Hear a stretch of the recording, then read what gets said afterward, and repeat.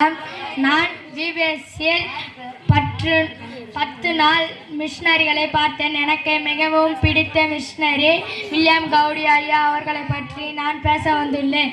William கவுடி 1857ஆம் ஆண்டு Scotland தேசத்தில் பிறந்தவர்.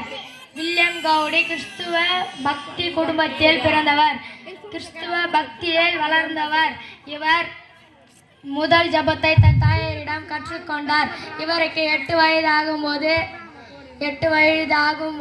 தன் தாயாரை இழந்தார்.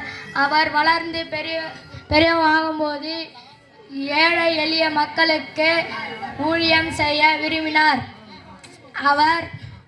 அவர் மிஷனரி ஊழியத்தில் இணைந்து இந்தியாவிற்கு வருகை புரிந்தார்.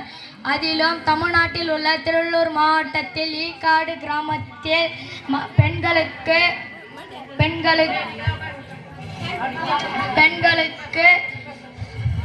பெண்களுக்கு விடுதியையும் பள்ளியையும் கட்டினார். அவர்கள் பின்னர் 1922ஆம் ஆண்டு மண்ணுலகை விட்டு